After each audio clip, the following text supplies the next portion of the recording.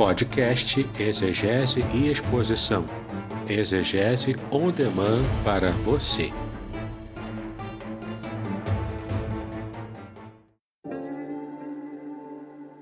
Shalom! Aqui é o Davidson Pignon. Eu ajudo pastores e líderes cristãos a fazer estudos bíblicos na igreja sem ter problemas com interpretações bíblicas erradas. Então, se você está pensando em compreender a sua Bíblia com segurança, não deixe de assistir a mais conteúdos como este aqui neste canal. Essa explicação tem nos meus dois livros, o Salmo 91 e 23, tá? Tem a mesma explicação lá. É esse o capítulo 3. A gente vai ver aqui, né? É mais fácil achar aqui, ó. Quando Deus fala com Moisés, aí Moisés pergunta, né? Vou perguntar quem me enviou, quem tirei, né? Aí eu fiz, eu sou o que sou, né? Deixa eu achar aqui o versículo, acho que é 13. É o 14, né? 14, 3:14. E disse Deus a Moisés, eu sou o que sou, né? Tá até aqui em caixa alta, né? Ou em versal versalete. Na sua Bíblia deve estar em versal versalete, que é tudo em caixa alta assim, tá bom? Se chama em português versal versalete. Aqui tem um detalhe que você não sabia, provavelmente, vai aprender hoje, tá? Eu sou o que sou, não é assim que está no texto hebraico, literalmente, pelo menos não é assim, tá? O texto hebraico é diferente, porque ele está, aqui é tempo verbal, vocês não estudaram ainda também. O tempo verbal aqui é o que a gente entende como tempo, né? Mas no hebraico é o aspecto verbal, tá? O aspecto verbal aqui é do imperfeito. Porque o verbo hebraico, você já estou adiantando aqui o conteúdo lá na frente, o verbo hebraico, em seu aspecto, não é na voz. A voz ativa, reflexiva, passiva, isso tudo é tronco verbal, é outra coisa. Tem vários troncos verbais que trazem detalhes sobre o verbo. Tá? Eu posso até dar para vocês depois um PDF com um resumo dos troncos verbais. Mas eu me refiro aqui ao aspecto verbal que dá essa ideia de temporalidade, que não é propriamente como está no hebraico bíblico. Tá? No hebraico bíblico, o aspecto verbal ele demonstra se uma ação está completa ou se ela está incompleta. Ou também, outras gramáticas, diz se está no perfeito ou imperfeito. Tá? Incompleto ou imperfeito é uma ação que começou, mas não terminou. Ela está em curso ainda. Essa explicação também dou nos meus livros lá, do Salmo 91 e do 23, tá? Comprar meus livros é como se você estivesse estudando hebraico lá, por osmose, né? Porque eu explico ali de modo simples, para quem não estuda hebraico também conseguir entender, né? Mas para quem já é meu aluno, quem já estuda hebraico, consegue relembrar várias lições de hebraico ali, tudo lendo, apenas lendo os meus livros, né? O Salmo 91 e 23. Como eu disse, estou produzindo agora produzindo agora um comentário mais aberto, não um comentário total, não um comentário exegético total, não dá para fazer isso para o livro de Jó. Ele é muito grande, são 42 capítulos, são enormes os capítulos. É um comentário exegético exaustivo para uma vida inteira, né? Eu não tenho tempo para isso, infelizmente. Mas seria uma experiência bastante enriquecedora se eu conseguisse parar tudo só para fazer isso, né? Mas, enfim, o que eu estou dizendo é, o hebraico aqui, o verbo no hebraico tem o aspecto do imperfeito ou incompleto, que é uma ação começada e ainda em curso, uma ação não terminada, não completada, tá? É o caso da ação que aparece aqui, porque o outro tipo de ação, que não é o caso aqui, é a ação no perfeito ou completo, que é a ação que já terminou. A ação já aconteceu lá no passado e ela já terminou hoje. Então, ela já está completa ou perfeita, porque não tem mais o que acrescentar para essa ação, porque ela já está perfeita, ela já está completada, tá? Então, Quando o verbo está no imperfeito, você se traduz em português no tempo presente ou futuro. Aí depende do contexto também, porque em português você pode entender o imperfeito como sendo presente, uma ação que ainda está acontecendo agora, ou no futuro, porque dependendo aqui do aspecto na frase, o aspecto verbal, ele pode jogar para frente, para o futuro mesmo. Então, tanto admite o presente quanto o futuro na tradução para o português. Na tradução do verbo perfeito, ou seja, completo, já com a ação terminada, você também pode traduzir como presente, mas é o mais comum você traduzir como passado, porque é uma ação que já aconteceu, já está terminada. Então, é uma ação que você teve no passado e já está terminada, completa, ou você traduz como presente, mas uma ação que não está mais em curso. Você está no presente, mas a ação já aconteceu. É uma ação pontual. Tá? Ela já está completa, ela já está perfeita, ela já aconteceu. Então, nesse caso aqui, que a gente vai ver aqui agora, o eu sou o que sou, embora seja possível, o imperfeito também permite a tradução no presente, mas aqui o eu sou o que sou, a frase do verbo ser, o verbo raiar, o verbo ser em hebraico, ela está no imperfeito. O aspecto temporal do imperfeito. Então, mais literalmente, e que faz muito mais sentido, quando você entende que eu serei o que serei, você entende o que Deus quis dizer para Moisés quando Moisés fala do nome, pergunta do nome, e ele não fala diretamente o nome, embora fale o nome de forma indireta. Eu vou explicar para você por que é indireto. Mas você vai entender aqui por que a melhor tradução seria eu serei o que serei, apontando para o futuro, tá? Você vai entender exatamente agora. Vamos lá. E você vai entender por que eu fiz a conexão também, porque aparece aqui o pronome relativo Asher. Asher aparece aqui. Vamos dar uma olhadinha lá no original em hebraico, direto, tá? Em hebraico diz, ó, Vaiomer Elohim, e disse Deus, Elohim, Deus, El Moshe, para Moisés, tá? Errie, Asher, Errie. Errie está no imperfeito, tá? É o verbo ser no imperfeito, jogando para o futuro. Errie. É o verbo raiar, tá? No futuro. Errie. Asher é o relativo, errie novamente. Então, serei o que serei. Literalmente está assim, tá? Sem ter o eu aqui. O eu está implícito, né? Que é o pronome. Então, ele disse, Elohim, Deus, para Moisés, serei o que serei. Vaiomer, cor, né? Ou seja, e disse.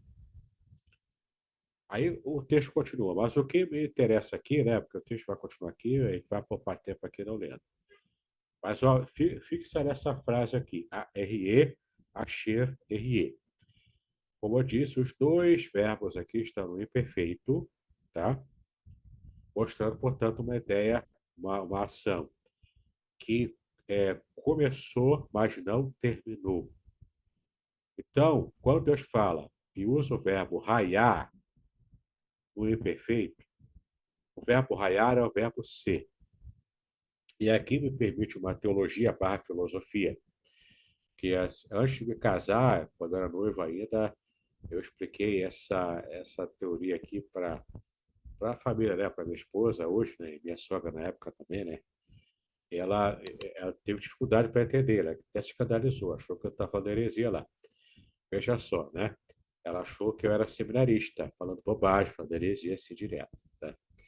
Então, eu expliquei que, na verdade, do ponto de vista exegético, aqui nesse texto, e também puxando para o lado filosófico barra teológico, Deus não existe. Mas não no sentido que o ateu diz. Né? Deus nega a existência de Deus, porque para o ateu é como se o mundo existisse, né? sem a ingerência de um criador. Não é esse o sentido. Mas Deus não existe, do ponto de vista filosófico, teológico, no sentido de que Deus não está sujeito à existência como nós estamos, como os anjos estão, ou qualquer criatura está. Porque Deus é um ser incriado. Como Deus não foi criado por ninguém, ele é autoexistente. É como se, tecnicamente, ele não estivesse preso à contingência da existência como toda criatura está. Ele é a causa não causada em teologia, né? Ele, portanto, é a fonte de toda a existência. Ele é a fonte de toda a vida. Então, porque ele é a fonte de toda a existência, de toda a vida, ele está além disso. Ele está além da existência, da contingência de existência. Ele está muito além disso, porque ele é a causa primária de toda a existência. Então, olhando por esse prisma, por esse ponto de vista, Deus não existe. Deus é. Deus é eternamente. Por isso que ele disse: Eu serei o que serei. E por que está no perfeito e a melhor tradução é para o futuro? Porque a questão aqui, que você pode ver, no texto, né? Disse Deus a Moisés: Eu sou o que sou, eu serei o que serei. Né? Ou seja, é o verbo raiar, você pode ver aqui, ó, o verbo raiar, é o verbo ser, no imperfeito. Tá? Jogando para frente, portanto. E olha que interessante, tá? Moisés é que pergunta porque ele está numa situação difícil. Tem que libertar o povo do Egito. Sozinho, Moisés não consegue. Precisa do poder de Deus para poder operar milagres. E ele, então, ser apenas um servo usado por Deus para executar o que Deus queria fazer. Não é? É como se fosse a mão de Deus humana para fazer a parte humana e Deus, com a mão sobrenatural dele, fazendo a parte divina, que é a parte sobrenatural. E por que no futuro, portanto? O que Israel precisasse que Deus se tornasse para que a libertação do Egito acontecesse, Deus promete aqui, com esse nome dele, que é a razão da própria essência, é o verbo raiar, o verbo ser no imperfeito, tá? Ele, portanto, dizendo que ele é o eterno, que está fora do tempo, e que ele é a razão da própria existência, tá? Veja tudo que está embutido aqui no aspecto imperfeito do verbo ser, verbo raiar.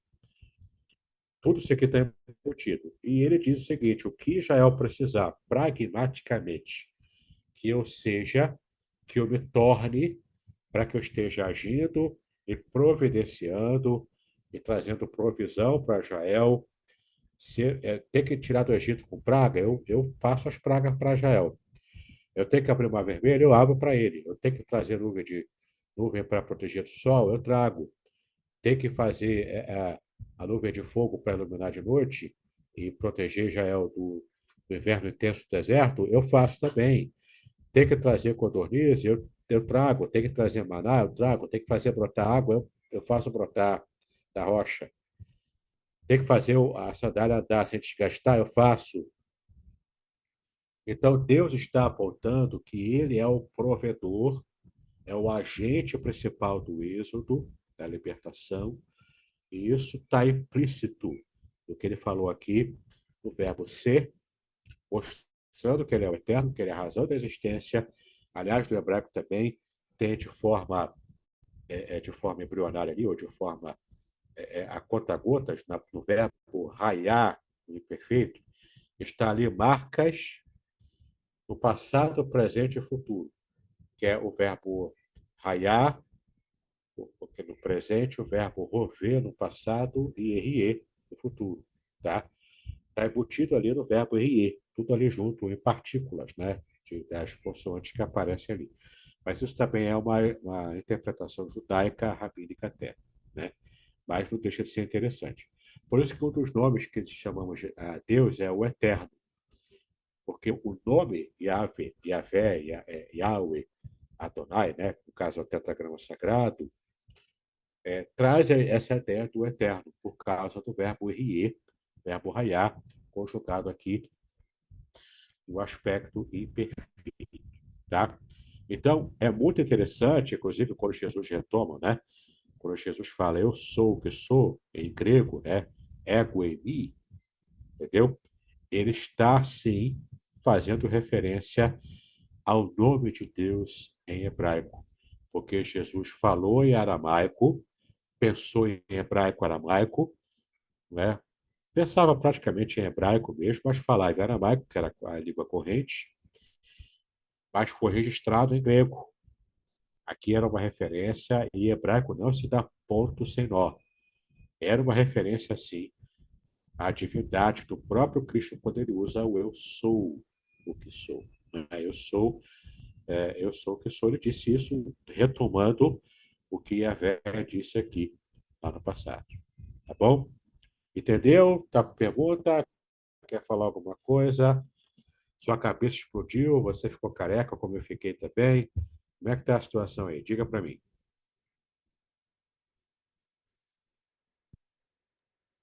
Não, para mim foi tranquilo, não teve. Para mim tá deu para entender bem. Mas você já sabia disso? Ou não? Descobriu agora? Não, já tinha ouvido falar, ano passando. Eu tô mais grilado, eu tô mais a cabeça saindo fumaça, lá com o objeto direto, verbo, o João ter falado, referência ao verbo, eu já tive Relativo. visto outras coisas, mas esse Tá, aqui é que tá me queimando aqui a bucha. beleza. Então tá bom. Então, a explicação é essa. Você viu aqui o Asher. Você entendeu por que que eu me lembrei da passagem e toda essa explicação, né? O Asher aparece muito na Bíblia, tá?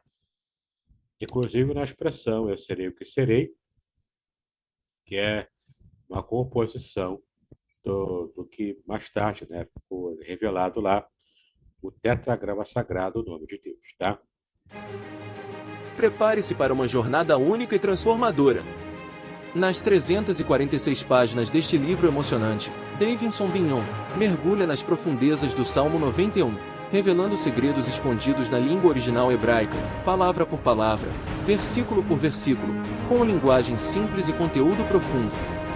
Este livro é a chave para a compreensão de uma proteção divina extraordinária. Descubra como aplicar essas revelações originais à sua vida. Davidson Bignon, autor reconhecido, editora Contextualizar. Uma obra que irá transformar sua jornada espiritual. Proteção divina no curso da vida. Revelações originais do Salmo 91. Disponível agora. Não perca a oportunidade de ter esta revelação em suas mãos. Uma jornada espiritual que irá transformar sua vida. Adquira agora. Davidson Bignon. Editora Contextualizar. Seja abençoado pelo Salmo 91. Adquira o seu hoje mesmo.